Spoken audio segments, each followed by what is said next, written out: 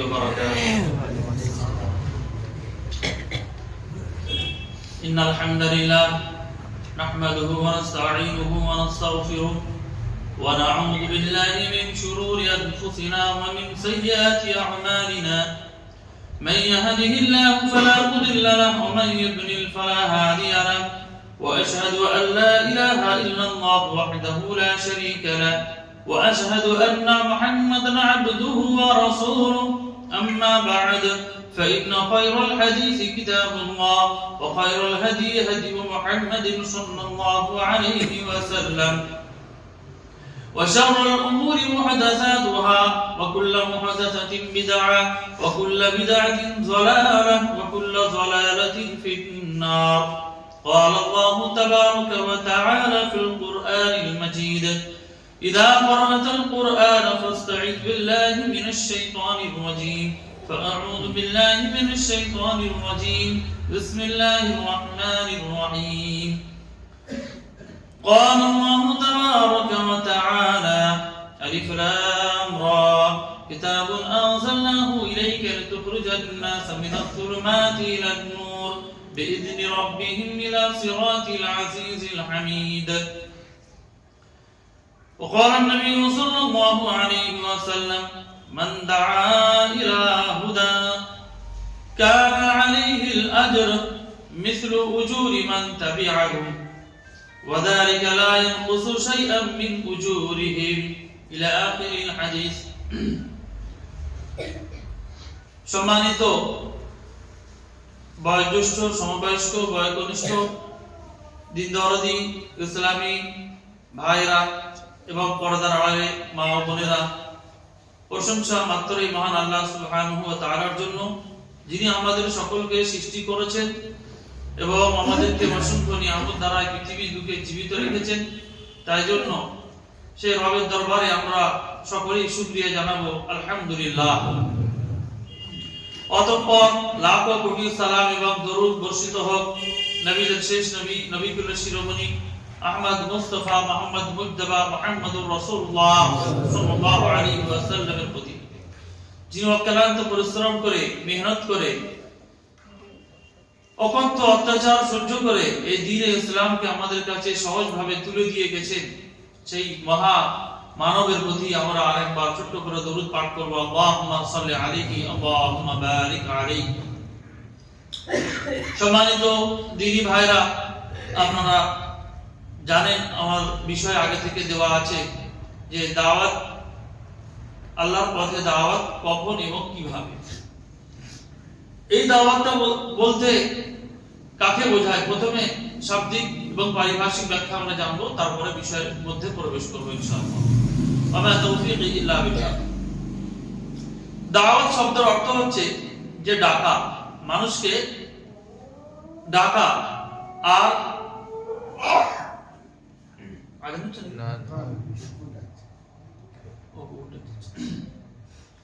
দাওয়াত শব্দের অর্থ হচ্ছে যে মানুষকে ডাকা, আর পারিভাষিক অর্থ হচ্ছে আদ-দাওয়াতু ইলা মা জাআ বিহি রাসূল সাল্লাল্লাহু আলাইহি ওয়াসাল্লাম, কে যে আল্লাহর পথে ডাকা সেই সমস্ত জিনিসকে নিয়ে যেটা আল্লাহ সুবহানাহু ওয়া তাআলা মুহাম্মদ সাল্লাল্লাহু আলাইহি ওয়াসাল্লামকে দিয়েছেন এবং যা তিনি নিয়েছেন সবকিছুই তার দিকে এবং তার মাধ্যমে আল্লাহ সুবহানাহু ওয়া তাআলার কাছে চাওয়া এবং তাকে ডাকা।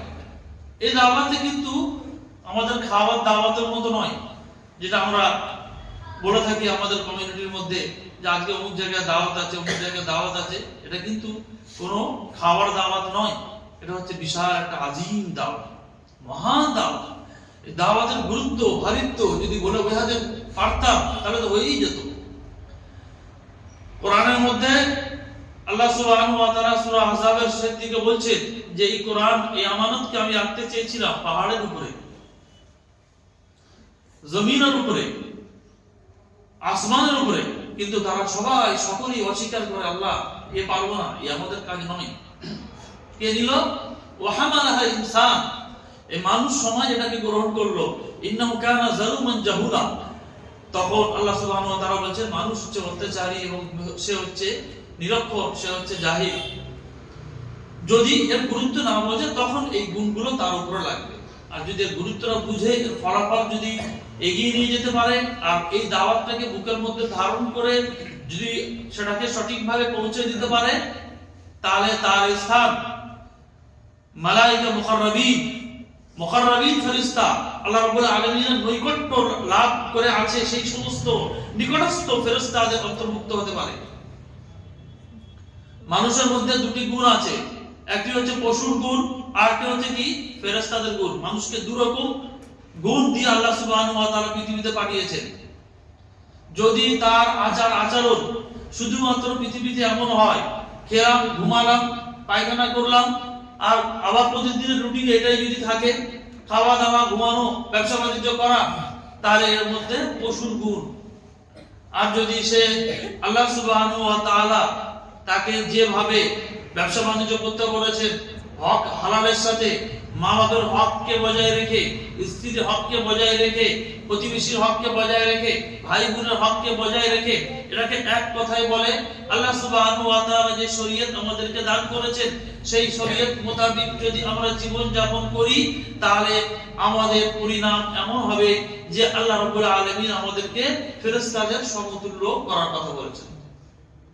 এই জন্য যে কোরআন মাজিদকে সবচেয়ে যারা ভালো করে পড়তে পারে, এখানে পড়ার উদ্দেশ্য যে অর্থ বুঝে পড়া, আল মাহির বিল কোরআন, কোরআনকে যারা বুঝে পড়ে মাহির, কোরআনকে খুব সমস্ত আয়াতের অর্থ, সমস্ত শানে নুজুল, সমস্ত গভীরতা, সমস্ত বিধিবিধান, আহকাম, মাসাইল সমস্ত যারা জেনে বুঝে পড়ে, মাল কিরামিল বারারা, হাদিসের মধ্যে এসেছে, মুসলিম শরীফ হাদিসের মধ্যে তার স্থান হবে মাল কিরামিল বারারা, সম্মানিত ফেরেশতাদের সাথে তার সম্মান।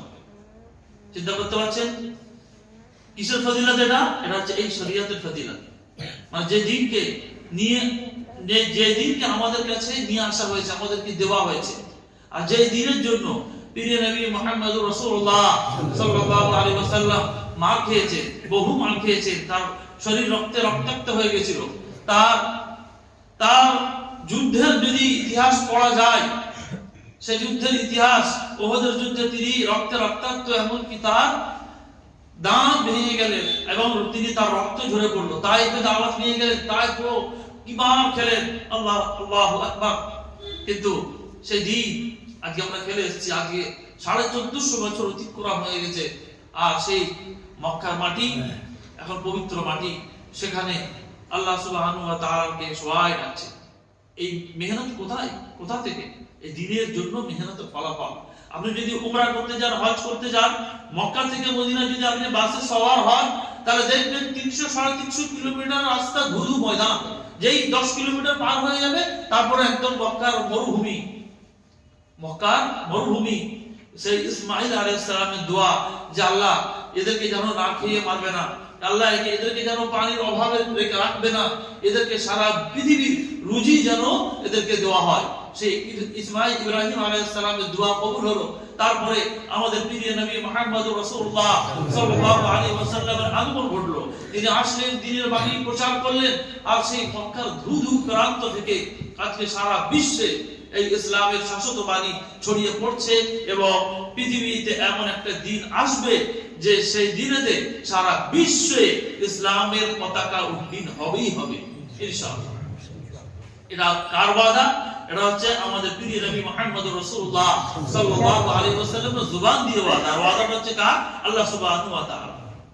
ওয়াদাটা হচ্ছে আল্লাহ তাআলা, আর তিনি সেই ওয়াদাটাকে পূরণ করেছে কার মাধ্যমে? আমাদের প্রিয় নবী মুহাম্মদুর রাসূলুল্লাহ সাল্লাল্লাহু আলাইহি ওয়াসাল্লামের জবান দিয়ে। এই দাওয়াত আমাদেরকে দিতে হবে। বিষয় কি দাওয়াত কখন এবং কিভাবে? খুব জটিল বিষয়, খুব জটিল বিষয়, খুব জটিল, আবার খুব সহজ। বুঝলে বুঝপাতা, না বুঝলে তেজপাতা, কথায় আছে। খুব সহজ আবার খুব কঠিন। কঠিনটা কি? কঠিনটা হচ্ছে এই যে একজন মানুষ মদের দোকানে, মদের আসরে থাকে, একজন মানুষ ব্যভিচারে লিপ্ত, একজন মানুষ পৃথিবীর জঘন্য জঘন্য সুদখোর, তারপরে জঘন্য জঘন্য অপরাধে লিপ্ত। শয়তান ওর কাছে সময় দেবে না। শয়তান অত বোকা নয়, একবারে যাকে লাগিয়ে দিয়েছে তার চেইন অটোমেটিক ঘুরছে, সাইকেলের প্যাডেলের মতো ঘুরছে, তাকে শয়তান সময় দেবে না। শয়তান সময় দেবে কার পিছনে? শয়তান সময় দেবে যারা লাউযিআন্নাহুম আজমাইন। শয়তান বলছে যে আমি সকলকেই গুমরাহ করব, সকলকে পথভ্রষ্ট করব। তার মধ্যে বলছে যে বেছে বেছে লাউদান্না লাহুম সিরাতাকাল মুস্তাকিম। এই শব্দ শয়তান আল্লাহ রাব্বুল আলামিনের কাছে 3-4টা ওয়াদা চেয়ে নিয়েছিল, আমাকে মৃত্যু দেবেন, আমাকে মৃত্যু দেবেন আল্লাহ কিয়ামত পর্যন্ত, সমস্ত জিনিসের রূপ ধারণ করা আমাকে শক্তি দিও, আমাকে মানুষের ছলনা ধারণা করা আমাকে শক্তি দিও, এবং আমাকে সমস্ত ক্ষমতা দিও, মানুষের রক্তে রক্তে মানুষের শিরায় শিরায় প্রবেশ করার মতো শক্তি আমাকে দিও। আল্লাহ তাআলা বলে যা, তবে যা। সে শয়তান তো দেখলো যে আমি গুমরাহ হয়েছি, আর আমি গুমরাহ করব কাদের? লাউদান্না লাহুম সিরাতাকাল মুস্তাকিম। এটা কোরআনের ভাষা, আমার ভাষা নয়। কোরআনে আল্লাহ সুবহানাহু ওয়া তাআলা শয়তানের কথাকে নকল করে বলছেন, শয়তান আমার কাছে এই বলে গেছে যে আমি তোমাদের জন্য সঠিক সোজা রাস্তায় বসে থাকবো। সোজা রাস্তা মানে এই দ্বীনের রাস্তা। এই যে বসে আছেন, কথা শুনছেন, এই দ্বীনের রাস্তা। যারা এই কথাগুলো শুনছেন এবং আমলে যদি পরিণত করতে পারেন এবং সেই পথে জীবন যাপন করতে পারেন, তাহলে ফামান যুহজিহা আনিন নারি ওয়া উদখিলাল জান্নাতা ফাকাদ ফাজ। সবচেয়ে বড় কামিয়াবি আল্লাহ সুবহানাহু ওয়া তাআলা সূরা আল ইমরানের মধ্যে ঘোষণা করেছেন যে পৃথিবীর কামিয়াবি তুমি 1 কোটি টাকা মাল বিক্রি করেছো, এটা কামিয়াবি নয়। তোমার কামিয়াবি হচ্ছে এটা যে তুমি ওই মালগুলো আল্লাহর পথে খরচ করে, চাই তুমি 1 টাকা খরচ না করো না কেন, যা তোমাকে আল্লাহ সামর্থ্য দিয়েছে সেই সামর্থ্য অনুযায়ী তুমি যদি খরচ করে যদি আল্লাহ সুবহানাহু ওয়া তাআলার সন্তুষ্টি অর্জন করে নিতে পারো আর আখিরাতকে যদি তুমি পেয়ে নিতে পারো, তাহলেই হচ্ছে আসল সফলতা। আসল সফলতা এটা। শয়তান অত সোজা নয়। ও নামাজে বাধা দেবে, ও বাধা দেবে যে ব্যবসায়ী করে 2 পয়সা ইনকাম করে সেই ইনকামটা আল্লাহর পথে লাগানোর কথা ছিল। ও মনের মধ্যে একটা দামি আইফোন কেনার বাইনা চাগাবে, ও মনের মধ্যে চাগাবে যে একটা বিশাল আলিশান ঘোড়া ভাড়া করিয়ে 5 লাখ টাকা খরচা করিয়ে দিই, আমার বিরাট স্ট্যাটাস, একটা আমি পাঞ্চিনিতে খরচ করে দেবো বিশাল 41 লাখ টাকা, আর গাড়ি কিনবো আমার তো 20 লাখ টাকা খরচা হলে গাড়ি হয়ে যাবে, অথচ আমি একটা ভলভো গাড়ি কিনবো, আমি একটা মার্সিডিজ কিনবো, আমি একটা BMW কিনবো। ও শয়তানের গ্রাসে পড়ে গেছে। হতে পারে আমিও। শয়তানের যে গ্রাস, শয়তানের যে চিন্তা ভাবনা, এটা আল্লাহ সুবহানাহু ওয়া তাআলা কোরআনের মধ্যে বলেছেন। সেই কথাটাকে আমাদের সামনে রেখে প্রত্যেককে জীবন যাপন করতে হবে। এইটা হচ্ছে এই দ্বীনের দাওয়াত। এই থিওরিগুলো বুঝে নেওয়ার পরে নিজে আমল করা, আর তারপরে ধাপে ধাপে জিনিসটাকে পরিধিকে পরিবর্তন করা এবং পরিধিটাকে বাড়িয়ে দেওয়া। আল্লাহ সুবহানাহু ওয়া তাআলা নবী মুহাম্মদুর রাসূলুল্লাহ সাল্লাল্লাহু আলাইহি ওয়াসাল্লামকে সর্বপ্রথম দাওয়াত দিলেন কি, হে মুহাম্মদ, ইকরা যে আয়াত অবতীর্ণ হলো, 5টি আয়াত অবতীর্ণ হলো সূরা আলাকে, তারপরে পরে তার যে শরীর খারাপ হলো, খাদিজা রাদিয়াল্লাহু তাআলা আনহা তাকে উড়িয়ে দিল, কম্বল উড়িয়ে দিলেন। তারপরে আবার আয়াত অবতীর্ণ হচ্ছে ইয়া আইয়ুহাল মুদাসসির কুম ফাআনদির ওয়া রাব্বাকা ফাকাব্বির ওয়া সিয়াবাকা ফাতাহির ওয়া রুজা ফাহজুর। নবীকে সম্বোধন করে বলছে কাপড় আবৃতকারী, কুম ফাআনদির, উঠো বড়, দাঁড়াও এবং ভয় দেখাও, লোকেদেরকে ভয় দেখাও জাহান্নামের লেলিহান শিকা থেকে, জাহান্নামের যে কঠিন আযাব, আমি তোমাকে সাবধান, ফাআনদির, তুমি ভয় দেখাও লোকেদেরকে জাহান্নামের আযাব থেকে। পাথর গলে যাবে, পাথর গলার জীবনে শুনেছেন যে পাথর আবার গলে আগুনেতে? জি হ্যাঁ, এই কদিন আগে সোমালিয়াতে যে অগ্নিগিরি ফুটে পড়েছে, আজকে খালি ফেসবুকে দেখছিলাম যে পুরো আশেপাশে গ্রামগুলো মানে পাহাড় গলে পুরো এরকম বয়ে গেছে। পাহাড় গলে বয়ে যাওয়াতে ঘরের ছোট ছোট ওই ঘরগুলো সব পুড়ে ছাই। আল্লাহ সুবহানাহু ওয়া তাআলা সূরা তাহরীমের মধ্যে বলেছেন, খবরদার তোমরা নিজেদেরকে বাঁচাও, ইয়া আইয়ুহাল্লাযীনা আমানু কু আনফুসাকুম, হে ঈমানদারগণ তোমরা নিজেদেরকে বাঁচাও, ওয়া আহলিকুম, আর তোমাদের পরিবার পরিজনদেরকে বাঁচাও, নারা, আল্লাহ রাব্বুল আলামিনের তৈরি করা সেই জাহান্নামের আগ থেকে, তোমাদের আগুন থেকে তোমাদেরকে বাঁচাও, নিজেদেরকে বাঁচাও, নিজের পরিবারদেরকে বাঁচাও। দাওয়াত, আল্লাহর পথের দিকে ডাকা, এই দাওয়াতের কাজ তাহলে শুরু হবে কোথা থেকে? আমার নিজের থেকে। আমি নিজে জীবনটা সংশোধন করব। তারপরে আমি প্রথম নিজের জীবনটা সংশোধন করব। সমস্ত কিতাব ও সুন্নাতের মধ্যে যা কিছু এসেছে সেইগুলোকে আমি সংশোধন করব, সেই মোতাবেক সংশোধন করব। তারপরে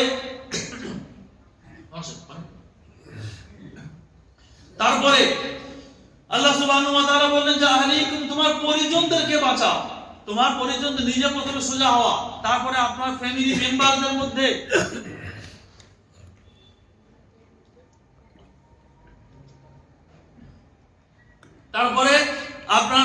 মেম্বারদের মধ্যে যদি আপনার মা বাবা, ভাই বোন, যদি আপনার সন্তান সন্ততি কেউ যদি দ্বীনের পথে না চলে, নামাজ ঠিক করে না পড়ে, যাকাত ঠিক করে যদি আদায় না করে, জীবনটা যদি নিজের মতো করে জীবন যাপন করে, তাহলে তখন আমার দাওয়াতের কাজ শুরু হয়ে যাবে। একটা পরিধি ছেড়ে আরেকটা পরিধিতে যাবে, যে আমি নিজে দাওয়াতের কাজ শুরু করলাম নিজের উপর দিয়ে, তারপরে নিজের ফ্যামিলির মধ্যে ঢুকে যাচ্ছি। এই জন্যই আল্লাহ রাসূল সাল্লাল্লাহু আলাইহি ওয়াসাল্লাম আদেশ করেছেন, মুরু আওলাদাকুম বিসসালাহ, যে তোমরা তোমাদের সন্তানদেরকে নামাজের আদেশ করো। ওহম আবনাউ সাবঈ সিনিন, যখন 7 বছরের হয়। আর ওয়াজরিবুহুন্না, আর তাদেরকে মারধর করো। ওহম আবনাউ 10 সিনিন, যখন 10 বছরের হয় তখন মারধর করো। মানে 7 বছরে যদি না পড়ে, 7 বছর থেকে 10 বছর পর্যন্ত তাকে ট্রেনিং করতে হবে। একা রাতারাতি ট্রেনিং শুরু, রাতারাতি একটা বাচ্চা পরিবর্তন হয় না, শিশু পরিবর্তন হয় না।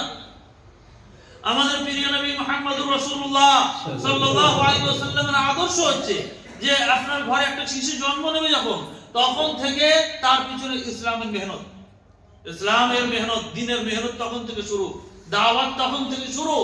আপনার শিশুকে আপনি যদি 11 বছর বয়সে আপনি যদি মায়া করেন যে বাচ্চা আমার ঘুমোচ্ছে আর এদেরকে এখন তুলা না, এখন কচি বাচ্চা, ওর তখন খরচ হয়নি, চিন্তা আসতে পারে। কেন? যখন বালেগ হয় তখন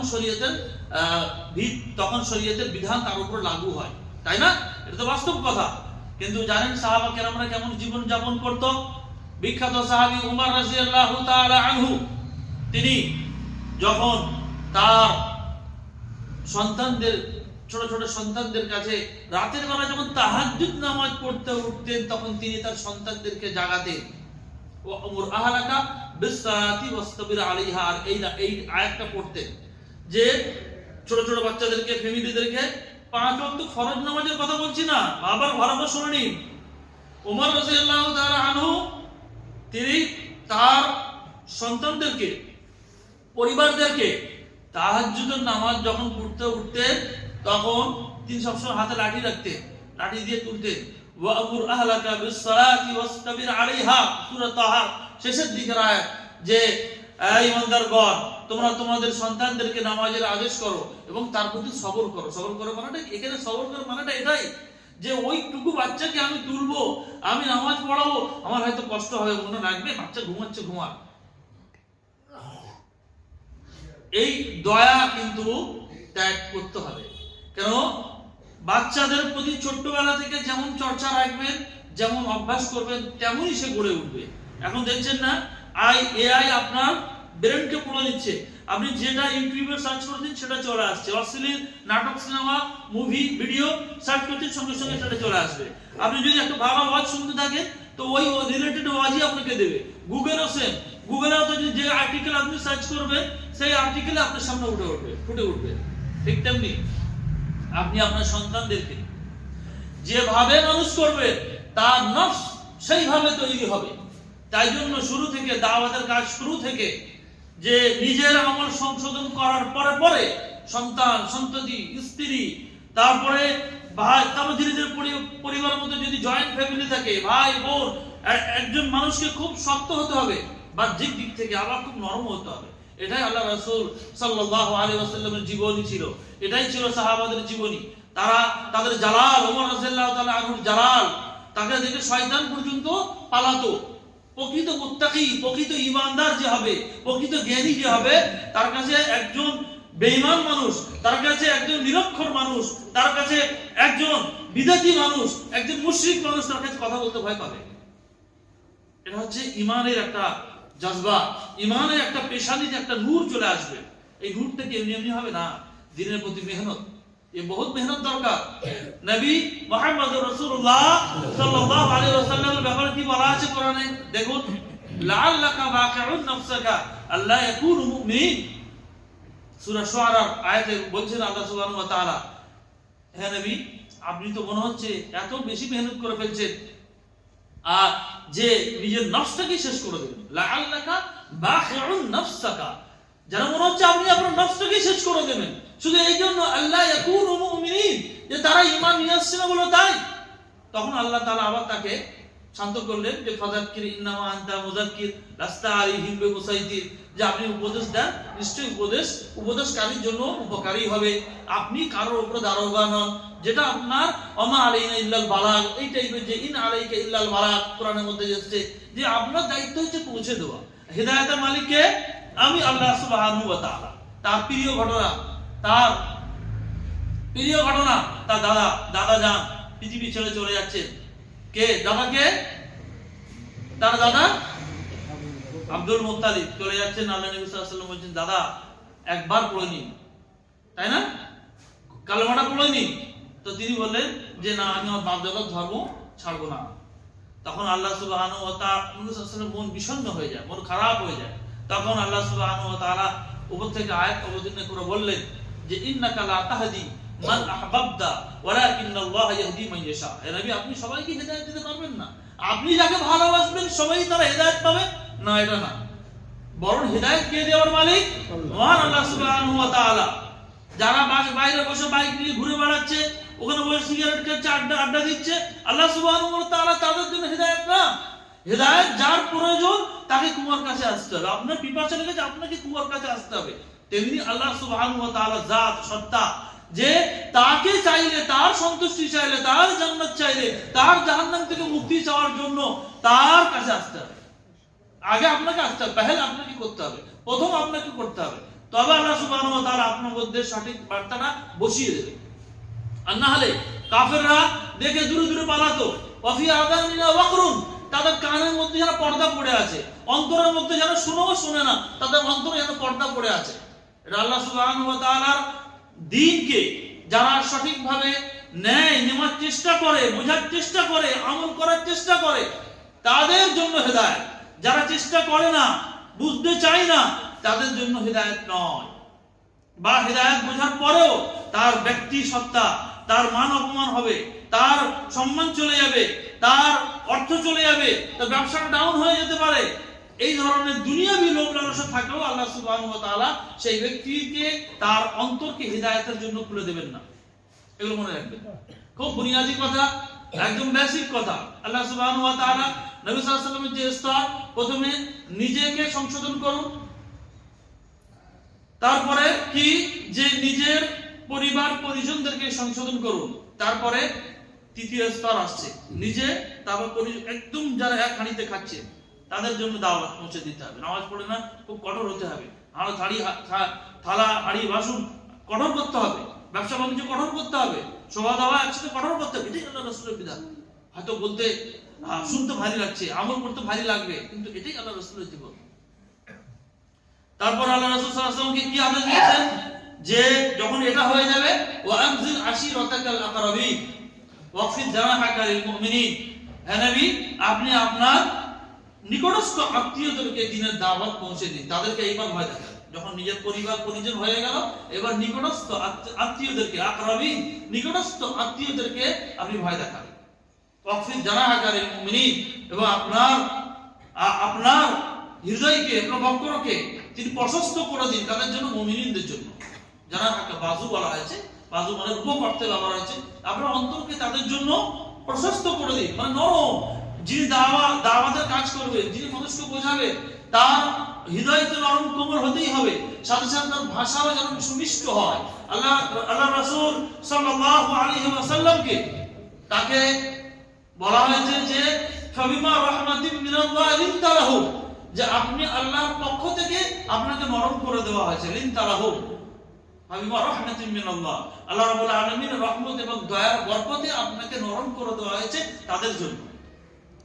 আর যদি ওয়ালাউ কুনতা ফাযযান গালিযাল কলবি লানফাযু মিন হাওলিক, হে নবী যদি আপনি রূঢ় ভাষী হতেন, কর্কশ ভাষী হতেন, গালিযাল কলবি এবং শক্ত হৃদয় ওয়ালা হতেন, শক্ত হৃদয়ওয়ালা, মুখের ভাষা কর্কশ যদি এমন হতেন, লানফাযু মিন হাওলিক, তারা লোকেরা আপনার কাছ থেকে চলে যেত। মিল্লাতের জন্য, পাড়া প্রতিবেশীর জন্য একটা দরদ থাকতে হবে। এই আয়াতের মধ্যে যে পাড়া প্রতিবেশী, আত্মীয় স্বজন, তাদের মধ্যে যে তারা দেখতে দেখতে জাহান্নামে চলে যাচ্ছে, তারা দেখতে দেখতে এই আল্লাহর আদেশ, রাসূলের আদেশ পালন না করার ফলে আমাদের সামনে জাহান্নামে চলে যাবে। এই চিন্তা ভাবনা নিয়ে মনের মধ্যে আবেগ থাকবে, মনের মধ্যে এই অস্থিরতা কাজ করবে। মুহাম্মদুর রাসূলুল্লাহ সাল্লাল্লাহু আলাইহি ওয়াসাল্লাম একটা উদাহরণ দিয়েছে যে তোমার আর আমাদের উদাহরণ কেমন জানো? বলছে যে একটা আগুন জ্বালানো হয়েছে। আগুন যখন জ্বালানো হয় গ্রামে বা জঙ্গলে আগুন জ্বালানো হয়, তো সব আশেপাশে পোকাগুলো তার মধ্যে এসে এসে জোনাকিগুলো, অন্যান্য পোকাগুলো, ছোট ছোট পোকাগুলো সব ওর মধ্যে পড়তে থাকে। কারণ তারা ওর চাকচিক্য দেখে, আগুনের, এটা হাদিসের উদাহরণ বাংলাতে বলছি, কারণ ওরা ওর চাকচিক্য দেখে, আগুনের চাকচিক্য দেখে ঝলমল করছে, সেই ঝলমলে ভাব দেখে তারা সব ওখানে চলে আসে। এই পোকাগুলো, ছোট ছোট পোকাগুলো সেই পোকাগুলো চলে আসে। আর তেমনি তোমরা, আল্লাহ রাসূল বলছেন যে তেমনি তোমরা সকলে জাহান্নামের মধ্যে প্রবেশ করতে যাচ্ছ। ও আনা আখিযুম বিহুজাজিকুম, আর আমি তোমাদের কোমরে হাত দিয়ে, একদম কোমরে হাত দিয়ে, জানো কোন মানুষ কোমরে দিয়ে হাত দিয়ে দিলে সেটা ধরতে পারবে না, আমি তোমাদের কোমরে হাত দিয়ে তোমাদেরকে জাহান্নাম থেকে বাঁচাচ্ছি। আমার উদাহরণ হচ্ছে তার। চিন্তা করতে পারছেন কত মেহনত, কত পরিশ্রম, কম এবং মিল্লাতের সেবা করতে গেলে, জনগণের সেবা করতে গেলে, দ্বীনের সেবা করতে গেলে কত কষ্ট আল্লাহ রাসূল সাল্লাল্লাহু আলাইহি ওয়াসাল্লাম সহ্য করেছেন, আমরা কতটা করছি। তো এখান থেকে কি হলো, আবার আসছে ঘুরিয়ে 1 মিনিট রিপিট। প্রথম হচ্ছে নিজের উপরে মেহনত, নিজেকে মেহনত খুব জরুরি। এটা তাকওয়া, পরহেজগারিতা একদম শীর্ষে পৌঁছানোর চেষ্টা করতে হবে। এটা এবারে তার লেভেল অনুসারে সে ততটা উপরে উঠবে। তাকওয়া, পরহেজগারিতা একদম শীর্ষে যেতে হবে। আর তাকে বিশেষ করে তাকওয়া পরহেজগারের একটা হাদিস যে আল্লাহ রাসূল সাল্লাল্লাহু আলাইহি ওয়াসাল্লাম বলেছেন, ইত্তাকুল্লাহ হাইসুমা কুনতুম, যে তুমি সব জায়গাতেই আল্লাহকে ভয় করবে যেখানে তুমি থাকো না কেন। এই হাদিসটা বলার উদ্দেশ্য হচ্ছে যে মানুষ যখন একাকী নির্জন হয়ে যায়, মানুষ যখন রাতের অন্ধকার একা হয়ে যায়, মোবাইল তার কাছে থাকে, গুনাহ করা তার কাছে দরজা খোলা, তাকে অশ্লীল প্রেম নিবেদনও করতে পারে, অশ্লীল কিছু ভিডিও ক্লিপও দেখতে পারে, কেউ তাকে দেখার নেই, কেউ তাকে জানার নেই। সেই সময় আল্লাহ সুবহানাহু ওয়া তাআলাকে স্মরণ করে, না আমার আল্লাহ তাআলা, আমি যদি এটা দেখি, আমি যদি কারোর সাথে মিথ্যা প্রেম করি, তা আল্লাহ সুবহানাহু ওয়া তাআলা আমাকে এর বদৌলতে জাহান্নামের মধ্যে ঢোকাবে। তখনই সেই যুবকের মনে, সেই মানুষের মনে চলে আসবে, চোখে পানি চলে আসবে। আল্লাহ সুবহানাহু ওয়া তাআলা তার এই পানিটা দেখে, তার এই ভয়টা দেখে খুশি হয়ে যাবে আর তাকে জাহান্নামের আগুন থেকে বাঁচিয়ে দেবে। সুবহানাল্লাহ। চিন্তা করতে পারছেন? এই মেহনত নিজের থেকে শুরু হবে। প্রথম মেহনত নিজের থেকে শুরু হবে, এটা বোঝানোর জন্য একথা বলছি। তারপরে পরিজনদের জন্য ওমর রাদিয়াল্লাহু তাআলা আনহু ঘটনা, তারপর রাসূলুল্লাহ সাল্লাল্লাহু আলাইহি ওয়াসাল্লামকে আদেশ দেওয়া হলো যে আপনার পাড়া প্রতিবেশীদেরকে আপনি ভয় দেখান। পাড়া প্রতিবেশীর মেহনত যখন হয়ে গেল, তারা যখন সব দিয়ে ইসলামের মধ্যে এসে গেল, সবাই আমল করতে শুরু করে দিল, ভালো একটা ইসলামী পরিবেশ গড়ে উঠলো, তখন তারপরে নবী সাল্লাল্লাহু আলাইহি ওয়াসাল্লামকে আদেশ করা হচ্ছে যে লিতুনদিরা উম্মুল কুরা ওয়া মান হাওলাহা। হ্যাঁ নবী, এবার আপনার দাওয়াতের পরিধি বাড়ানো হচ্ছে যে মক্কাবাসী এবং মক্কাবাসীর আশেপাশে, ওমান হাওলাহা, আশেপাশে যারা আছে তাদের জন্য এবার মেহনত শুরু করুন। মক্কাবাসী, এইবারে মক্কাবাসী এবং মক্কাবাসীর আশেপাশে যেগুলো আছে সেইগুলো মেহনত শুরু করুন। 4 নম্বর, 4টে স্টেপ হলো। এরপরে সারা বিশ্ববাসীর জন্য, ওমা আরসালনাকা ইল্লা রাহমাতাল লিল আলামিন, হে নবী আমি আপনাকে রহমত স্বরূপ, পৃথিবীবাসীর জন্য রহমত স্বরূপ হিসেবে পাঠিয়েছি। এটা 5 নম্বর স্টেপ। তারপর আল্লাহ রাসূল সাল্লাল্লাহু আলাইহি ওয়াসাল্লাম ওই সমস্ত বাদশাদের কাছে চিঠি লিখলেন, শেষ স্তরে, একদম শেষ স্তরে গিয়ে নাজরানের বাদশা, ইরাকের বাদশা, তারপর ফারিসের বাদশা, সব ইরানের বাদশা, সবাইকে শেষে করা থেকে চিঠি লিখলেন। এটা হচ্ছে কি আল্লাহ রাসূল মুহাম্মদুর রাসূলুল্লাহ সাল্লাল্লাহু আলাইহি ওয়াসাল্লামের শেখানো পদ্ধতি। এই শেখানো পদ্ধতি আমাদেরকে ফলো করতে হবে। এটাই হচ্ছে আসল, এটাই বোঝার বিষয়। শয়তান যে আপনাকে কোন পেঁচে মারবে আপনি নিজে বুঝতে পারবেন। শয়তানের পেঁচ বোঝা বড় দায়। শয়তান আপনাকে এমন পথে লাগিয়ে দেবে যেন মনে হয় খুব ভালো কাজে আমি যাচ্ছি, কিন্তু ওয়াল্লাহি আল্লাহর কসম, সেটা যদি মুহাম্মদুর রাসূলুল্লাহ সাল্লাল্লাহু আলাইহি ওয়াসাল্লাম পথ থেকে একটু সরে যায়, সেটা হচ্ছে আপনার জন্য পথভ্রষ্টতা। দলিল ইবনে মাজাহ হাদিস, আল্লাহ রাসূল মুহাম্মদুর রাসূলুল্লাহ সাল্লাল্লাহু আলাইহি ওয়াসাল্লাম বলছেন যে তারাকতুকুম আলা মাহাজ্জাতিন বাইদা, আমি তোমাদেরকে ছেড়ে যাচ্ছি উজ্জ্বল দলিলের উপরে ছেড়ে যাচ্ছি, উজ্জ্বল রাস্তার উপরে ছেড়ে যাচ্ছি, উজ্জ্বল রাস্তার উপরে ছেড়ে যাচ্ছি। লাইলুহা কানাহারিহা, যা রাতটাও দিনের মতো উজ্জ্বল। লা ইয়াযিগু আনহা ইল্লা হালিক, যে এই পথ থেকে যে এক কদম সরবে কেউ না, সে পথভ্রষ্ট হয়ে যাবে। এক ইঞ্চি যদি আমাদের প্রিয় রাসূল মুহাম্মদুর রাসূলুল্লাহ সাল্লাল্লাহু আলাইহি ওয়াসাল্লামের পথ থেকে আমরা সরে যাই, তাহলে কিন্তু শয়তান যে আমাদের চিরশত্রু, ইন্নাহু লাকুম আদুউম মুবিন, আল্লাহ সুবহানাহু ওয়া তাআলা বলছেন যে এই শয়তান হচ্ছে তোমাদের চিরশত্রু, একে খবরদার তোমরা ভুলে যেও না, তাহলে কিন্তু শয়তান আমাদেরকে গুমরাহ করে দেবে। কোন কাসার, কোন পথ শয়তান আমাদের জন্য ছাড়বে না, ধর্মীয় কাজে ধর্মীয় পন্থাও ছাড়বে না। এইটাই তো আসল হাতিয়ার। শেষ বেলায় এই যখন মদের দোকানে লাগাতে পারবে না, যখন জুয়ার আসরে লাগাতে পারবে না, কোন মেয়ের পিছনে লাগাতে পারবে না, তখন কিন্তু এই ফাঁদ, বিশাল বড় ফাঁদ, এই ফাঁদ বাঁচতে হবে। আমরা মসজিদে আমরা মোটামুটি আমি প্রতিদিন ফজরের নামাজের পর কোরআন পড়ি, কারণ আমাদের হিফজ যারা আছে তাদেরকে পড়তে হলে ঘুরে যাবো। বেশি দিন কোরআন খতম দেরি হয়ে গেলে আবার বুঝতে পারছি যে কোরআন মোসাবিহাত লেগে যাচ্ছে, দেরি হয়ে যাচ্ছে। আমার সাথে আরো 4-5 জন আছে, তারা ইশারের নামাজ পড়ে পারবে, আমি কোনোদিন পড়লাম কোনোদিন পড়লাম না, এরকম হয় আমার। তো কি বলবো, অত্যন্ত দুঃখের বিষয় যে আমরা জিকির করছি, কেউ কোরআন পড়ছে, আর এদিকে 15 মিনিট পরে সঙ্গে সঙ্গে শুরু হয়ে গেল ইয়া নবী সালাম আলাইকা, ইয়া হাবিব সালাম আলাইকা। যেন হচ্ছে এরাই আল্লাহর খাস বান্দা, আল্লাহকে রাসূলকে, আল্লাহ রাসূলকে সবচেয়ে বেশি এরা ভালোবাসে, আর আমরা যেন বোকা। কথা বলছেন শয়তান কিভাবে মানুষকে গ্রাস করে, দেখুন।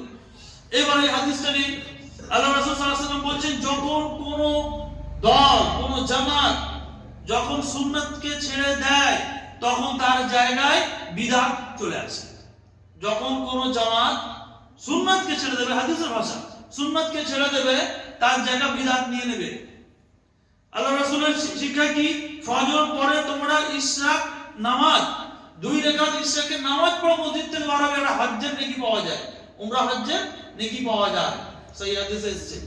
ওলামাদের মধ্যে মানে অনেক অংশ ওলামারা এটাকে শোয়েব আরনাউত এটাকে সহিহ বলেছে যে ফজর নামাজ পড়তে থেকে জিকির আজকে শুরু, যখন সূর্য উদয় হয়ে গেল, সূর্য ফর্সা হয়ে গেল, তখন আমাকে 2, 4, 6, 8 পর্যন্ত, 2 থেকে স্টার্ট 8 পর্যন্ত আমাকে নামাজ পড়ার কথা এবং আল্লাহর দরবারে দোয়া চাওয়ার কথা বলা হয়েছে। যখনই আমি কিন্তু এই সুন্নাত ত্যাগ দিয়ে দিলাম আর নিজের মন থেকে ভালোবাসা জুড়ে দিলাম, ইয়া নবী সালাম আলাইকা, ইয়া হাবিব সালাম আলাইকা, যখন নিজের মন থেকে ভালোবাসা জুড়ে দিলাম, তখন কিন্তু আমার হাত থেকে সুন্নাত গেল, এই সুন্নাত গেল। কথা বলছেন। আর সুন্নাত কোথায় যায়? 5 ওয়াক্ত নামাজের পরে মুহাম্মদুর রাসূলুল্লাহ সাল্লাল্লাহু আলাইহি ওয়াসাল্লামের শিক্ষা, আল্লাহু আকবার, আস্তাগফিরুল্লাহ, আস্তাগফিরুল্লাহ, আস্তাগফিরুল্লাহ, আল্লাহুম্মা আনতাস সালাম ওয়া মিনকাস সালাম, তাবারাকতা ইয়া যাল জালালি ওয়াল ইকরাম, আল্লাহুম্মা লা মানিয়া লিমা আতাইতা ওয়া মু'তি লিমা মানা'তা ওয়া লা ইয়ানফa'u যাল জাদ্দি মিনকাল জাদ, বিসমিল্লাহিল্লাযী লা ইয়াদুররু মা'a ইসমিহি শাই'উন ফিল আরদি ওয়া লা ফিস সামা', লা ইলাহা ইল্লাল্লাহু ওয়াহদাহু লা শারীকা লাহু, লাহুল মুলকু ওয়া লাহুল হামদু, ইউহয়ি ওয়া yumiitu আলা কুল্লি শাইইন কাদির। আয়াতুল কুরসি চলে আসবে।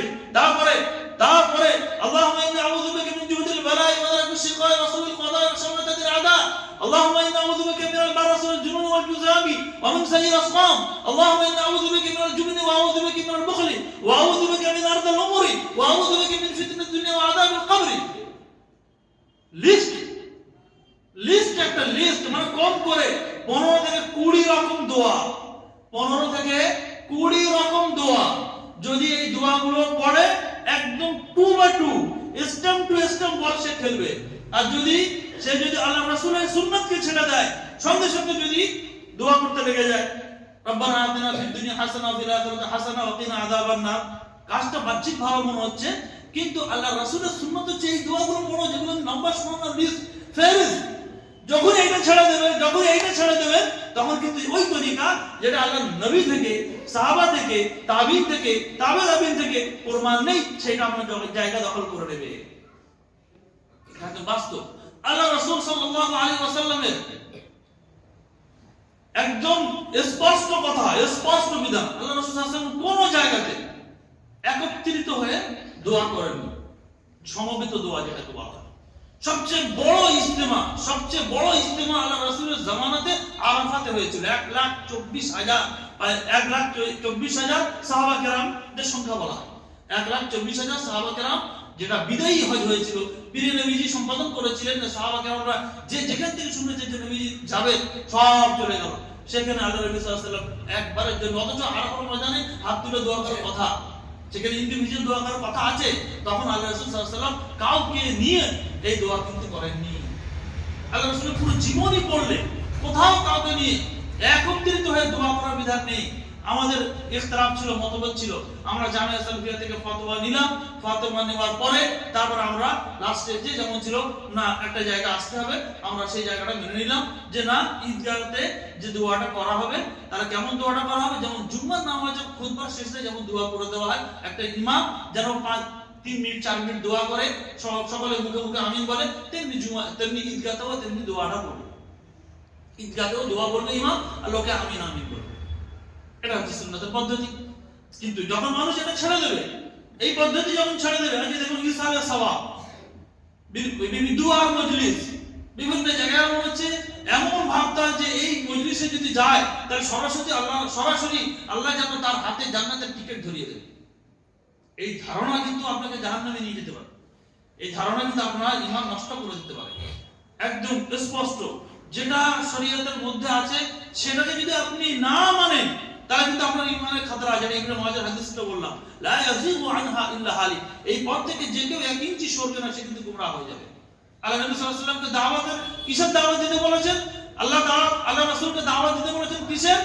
যে আয়াতটি পড়লাম সূরা ইব্রাহিমের প্রথম আয়াত, আলিফ লাম রা, কিতাবুন আনজালনাহু ইলাইকা, হায় নবী আমি আপনার উপর কিতাব অবতীর্ণ করেছি, লিতুখরিজান নাস মিনাজ যুলুমাতি ইলা নূর, লোকেদেরকে অন্ধকার থেকে আলোর দিকে ডাকে, বিইজনি রাব্বিহি, তাদের রবের ইজাজত নিয়ে, যিনি সিরাতুল আজিজুল হামিদ, অত্যন্ত তিনি শক্তিশালী, তিনি হচ্ছে প্রশংসনীয়। সেই রবের অনুমতি নিয়ে লোকেদেরকে ডাকো। আল্লাহ রাসূলের মতো ব্যক্তিত্বকে বলা হচ্ছে যে আপনি কোরআনের আয়াত, কোরআনের ব্যাখ্যা দিয়ে মানুষদেরকে হিদায়াতের পথে ডাকুন। সাইয়্যিদনা আবু যর গিফারি রাদিয়াল্লাহু তাআলা আনহু একজন বিখ্যাত সাহাবী ছিলেন। তিনি গিফার গোত্রের সর্দার ছিলেন। সেই গিফার গোত্র ছিল এমন একটা গোত্র, এরা ছিল হচ্ছে জঙ্গল দস্যু। যেমন বীরাপ্পন নাম শুনেছেন তো, বীরাপ্পন জঙ্গল দস্যু। সাইয়্যিদনা আবু যর গিফারি এরা ছিলেন জঙ্গল দস্যু। যখন মক্কা থেকে মদিনা হিজরত বিভিন্ন কাফেলা যেত, সেই কাফেলা থেকে লুট করে নেওয়া এনাদের পেশা ছিল। এমন অবস্থায় সাইয়্যিদনা আবু যর গিফারি রাদিয়াল্লাহু তাআলা আনহু খবর শুনলেন যে মক্কাতে কোন একজন নবীর আবির্ভাব ঘটেছে, এর সম্পর্কে আমাকে জানতে হবে। তিনি তার ভাইকে বললেন, আনিস যাও তো গিয়ে খবর নাও তো যে সেই নবী কেমন। আনিস গিয়ে খবর নিল, তেমন কিছু খবর পেল না, যেহেতু মক্কায় তখন নবী মুহাম্মদুর রাসূলুল্লাহ সাল্লাল্লাহু আলাইহি ওয়াসাল্লামের চারিদিকে বিরোধিতা হচ্ছে। সে তখন এসে বলল যে কি করে খবর নেব, ওখানে তো কোনো খবর পাওয়ার মতো কোনো স্রোত নেই, জানা নেই। তখন আবু যর গিফারি রাদিয়াল্লাহু তাআলা আনহু তিনি বোঝা নিয়ে, তিনি এয়ারপোর্টলি নিয়ে বার হয়ে পড়লেন, মক্কার অভিমুখে রওনা হলেন এবং তিনি বললেন যে আমাকে নিজেই খবর সংগ্রহ করতে হবে। তিনি চলে আসলেন। চলে আসার পরে মক্কায় ঢুকে তিনি প্রবেশ করলেন। এদিক তাকায় সেদিক তাকায়, সব দিকে তাকায় যে কি হবে, কার কাছে খবর নেব, কেন এখানে তো বেশিরভাগই মুহাম্মদুর রাসূলুল্লাহ সাল্লাল্লাহু আলাইহি ওয়াসাল্লামের বিরোধিতা করছে। তখন এক ব্যক্তির দিকে তিনি তাকালেন, সেই ব্যক্তিটাও তার দিকে তাকালো, দুজনে একে অপরকে তাকালো। তাকানোর পরে সেই ব্যক্তিটা যে কেউ মক্কায় আসতো তাকে তার মেহমান নওয়াজি করতো। তাকে বাড়ি নিয়ে গেলেন। বাড়ি নিয়ে যাওয়ার পরে খাবার মালিক সে খাইয়ে দিচ্ছে। একদিন গেল, পুরো দিন, দুপুর, রাতে, সকালে খাবার দিয়ে দিল। দ্বিতীয় দিনও গেল, একদিন গেল, দ্বিতীয় দিনও তাই সকাল বিকেল সন্ধ্যা খাবার দিয়ে দিল। তৃতীয় দিনও তাই গেল, সকাল বিকেল সন্ধ্যা খাবার দিল। খাবার দেওয়ার পরে ওর দিকে তাকায়, ওর দিকে তাকায়। এখন সেই ব্যক্তি জিজ্ঞাসা করছে, তোমাকে দেখে তো মনে হচ্ছে না তুমি কোনো তাজির ব্যবসায়ী, আর দেখেও তোমার মনে হচ্ছে না তুমি কোনো কিছু জানার, কিছু বোঝার জন্য এসছো। তোমার আসল উদ্দেশ্যটা কি? তোমার উদ্দেশ্যটা কি? তুমি এখানে এসছো, বললে ভালো হয়। তখন বলল যে আপনি কসম দিন, যে আপনি যদি আমাকে কসম দেন, অঙ্গীকার করেন যে কাউকে কিছু বলবেন না, তাহলে কিন্তু আমি আপনাকে বলবো। আচ্ছা ঠিক আছে, তাই হলো। তখন বলল যে আমি এখানে শুনেছি যে মক্কাতে একজন নবীর আবির্ভাব ঘটেছে, আমি তার সঙ্গে সাক্ষাৎ লাভের উদ্দেশ্য আসলাম। তখন এইবার সেই ব্যক্তি বলছেন যে হ্যাঁ তাই, এ কথা সত্য, একজন নবীর আবির্ভাব ঘটেছে। তারপরে সেই ব্যক্তি সমস্ত তার কাছে যা কিছু কোরআন মুখস্থ ছিল সেই কোরআন মুখস্থ ধীরে ধীরে ধীরে ধীরে ধীরে পাঠ করে করে শোনা। আর এই ব্যক্তিটি ছিল সাইয়্যিদনা আবু বকর রাদিয়াল্লাহু তাআলা আনহু। এই ব্যক্তিটি ছিল যে মেহমান নওয়াজি করছিলেন, তিনি হচ্ছিলেন আবু বকর সিদ্দিক রাদিয়াল্লাহু তাআলা আনহু। তখন তার যে কোরআন মুখস্থ ছিল আবু বকরের, আর সাইয়্যিদনা আবু যর গিফারিকে শোনাচ্ছিলেন, কোরআন পড়ে পড়ে শোনাচ্ছিলেন। তখন আবু যর গিফারির অন্তরে এত আসর পড়লো, এত প্রভাব পড়লো, তিনি সেই মজলিসে বলে উঠলেন লা ইলাহা ইল্লাল্লাহ আশহাদু আল্লা ইলাহা ইল্লাল্লাহ ওয়া আশহাদু আন্না মুহাম্মাদার রাসূলুল্লাহ। তিনি সেই মজলিসে বলে উঠলেন আবু বকরের সাথে ঘরের মধ্যে। এত খুশি হলেন যে তিনি মক্কার বাইরে এসে, মক্কার কাবার চত্বরে এসে জোরে জোরে বলতে লাগলো আশহাদু আল্লা ইলাহা ইল্লাল্লাহ ওয়া আশহাদু আন্না মুহাম্মাদার রাসূলুল্লাহ। এমন অবস্থায় সেই মক্কার যারা কাফির ছিল, মুশরিক ছিল, তাকে বেধড়ক মার। তখন আব্বাস রাদিয়াল্লাহু তাআলা আনহু, রাসূলুল্লাহর চাচা, সঙ্গে সঙ্গে আব্বাস তখন ইসলাম ধর্ম গ্রহণ করেনি। তখন আব্বাস রাদিয়াল্লাহু তাআলা আনহু তাড়াতাড়ি গিয়ে ওকে বাঁচায়, যে আরে কি করছো তোমরা, একে মারছো, আরে এতে গুন্ডা মস্তানদের দল, তুমি যখন এখান থেকে সফর করবে, সিরিয়া যাবে, বছরে একবার তুমি তো সিরিয়া লিলাফি কুরাইশিতে যে ব্যাখ্যা ইলাফি বিহারাতে সিতাই ও সাইদ, যে ঠান্ডার সময়তে, গরমের সময়তে তোমরা তো সিরিয়াতে ব্যবসা করতে যাও, ওই পথি মধ্যে তো ওই ডাকাতদের দস্যুদের জায়গা পড়বে, তোমার খাল খুলে নেবে। তো সঙ্গে সঙ্গে সবাই ছেড়ে দেয় যে না বাবা, তাহলে তো মুশকিল পড়ে যাবো, এদিকে ওকে মারবো, লাস্টে ওই তো ওই সর্দার, ওর আবার লোকজন আমাদের কাফেলা লোটে। তখন সবাই তাকে ছেড়ে দিল। এই আবু যর গিফারি রাদিয়াল্লাহু তাআলা আনহু তারপরে আবু বকর সিদ্দিক রাসূলুল্লাহ সাল্লাল্লাহু আলাইহি ওয়াসাল্লামের দরবারে নিয়ে আসেন। তখন রাসূলুল্লাহ সাল্লাল্লাহু আলাইহি ওয়াসাল্লাম তাকে অনেক উপদেশ দেন। আর এই প্রথম 5 নম্বর কিংবা 6 নম্বর সাহাবী ছিলেন যে ইসলাম ধর্ম গ্রহণ করেছিল, ঠিক আছে।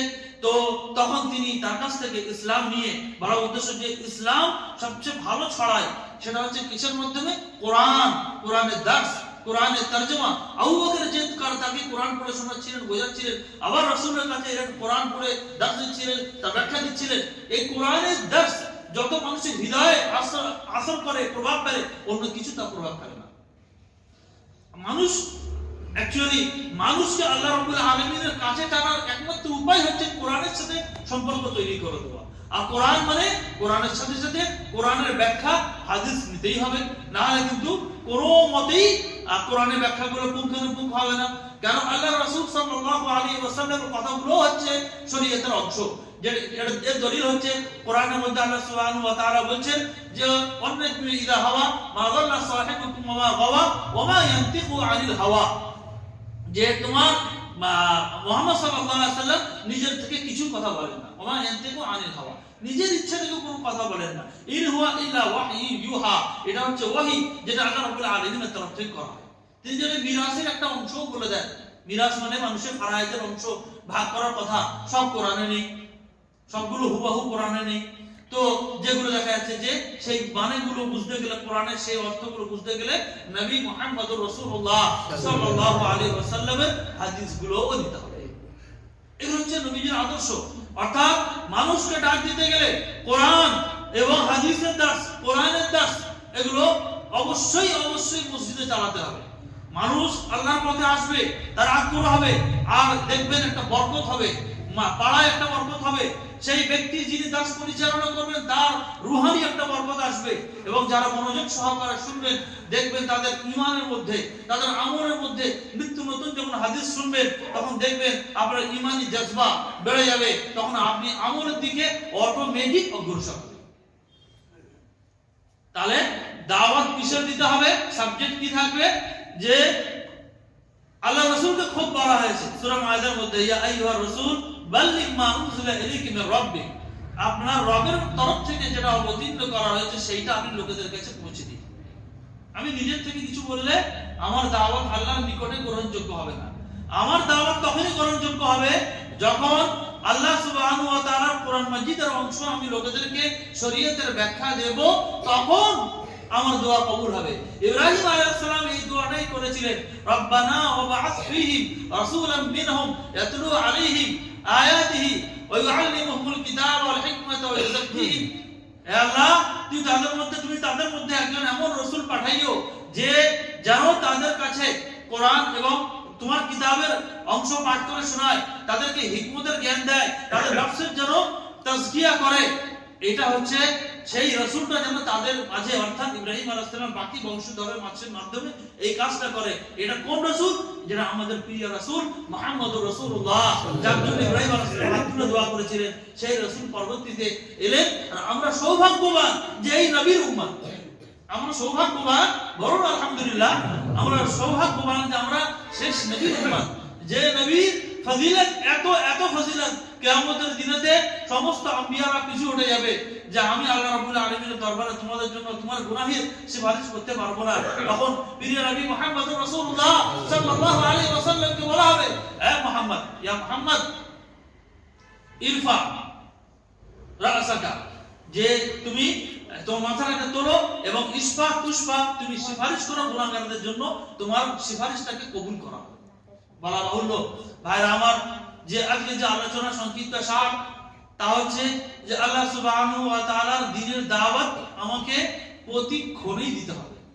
কখন দিতে হবে বিষয়ের মধ্যে একটা পাঠ ছিল, কখন কিভাবে, কখন মানে আমাকে জীবনের যখন থেকে আমি বুঝতে শিখলাম, যখন থেকে আমি দ্বীন ধর্ম বুঝতে শিখলাম, তখন থেকে নিয়ে মৃত্যু পর্যন্ত আমাকে দ্বীনের দাওয়াত দিতে হবে। নিজে আমল করতে হবে, অন্যকে করানোর জন্য প্রাণ চেষ্টা চালাতে হবে। বিষয় সাবজেক্ট কি হবে, কিভাবে হবে? একমাত্র পন্থা মুহাম্মদুর রাসূলুল্লাহ সাল্লাল্লাহু আলাইহি ওয়াসাল্লামের পন্থা হতে হবে। যদি এই পন্থা না হয়, কিন্তু তার বাহ্যিক যতই চাকচিক্য হোক না কেন, বাহ্যিক যতই ভালো লাগ না কেন, কারণ আল্লাহ সুবহানাহু ওয়া তাআলা কোরআনের মধ্যে সূরা ইউসুফে ঘোষণা করেছেন, ওমা ইউমিনু আকসারুহুম বিল্লাহি ইল্লা ওয়া হুম মুশরিকুন, যে অধিকাংশ লোক ঈমানের দাবি করবে কিন্তু তারা মুশরিক। আমরা বললে তো গুনাহ, আমরা বললে তো অপরাধ, কিন্তু আল্লাহ সুবহানাহু ওয়া তাআলা বলেন তারা অপরাধ কে ধরবে? বলো হয় অপরাধ স্বীকার করো, না নিজের আমল সোজা করো। তাই আল্লাহ সুবহানাহু ওয়া তাআলা এই আদেশকে সামনে রেখে যে দাওয়াতটা দিতে হবে কার?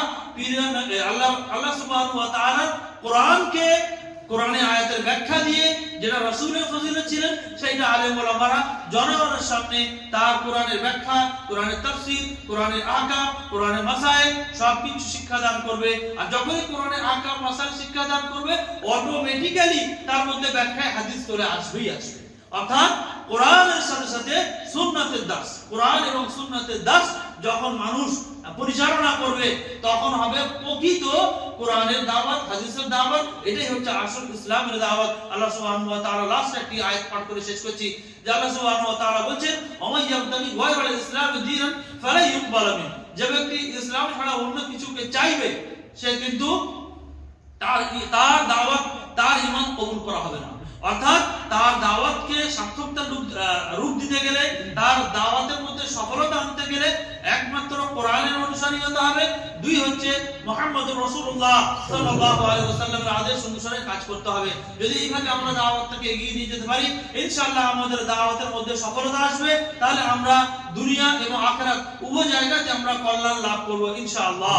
পরিশেষে আল্লাহ সুবহানাহু ওয়া তাআলার কাছে দোয়া করি, আল্লাহ যেন আমাদের সকলের ছোট বড় সমস্ত গুনাহগুলো ক্ষমা করে দেন। আল্লাহ সুবহানাহু ওয়া তাআলা আমাদের রুজি রোজগারের মধ্যে বরকত দান করে। আল্লাহ সুবহানাহু ওয়া তাআলা আমাদের মধ্যে যারা অসুস্থ আছে, যেন তাদের অসুস্থতাকে দূর করে দেন। আল্লাহ সুবহানাহু ওয়া তাআলা আমাদের মতো গুনাহগার বান্দাদের দ্বারা যেন কিছু দিনের কাজ নিয়ে নেন, যেন সেটাই যেন আমাদের আখিরাতের মুক্তির ওসিলা হয়ে যায়। আমিন। রব্বানা তাকাব্বাল মিন্না ইন্নাকা আনতাস সামিউল আলিম ওয়া তুব আলাইনা ইন্নাকা আনতাত তাওয়াবুর রহিম। সুবহানা রাব্বিকা রাব্বিল ইজ্জাতি আম্মা ইয়াসিফুন ওয়া সালামুন আলাল মুরসালিন ওয়ালহামদুলিল্লাহি রাব্বিল আলামিন। আসসালামু আলাইকুম।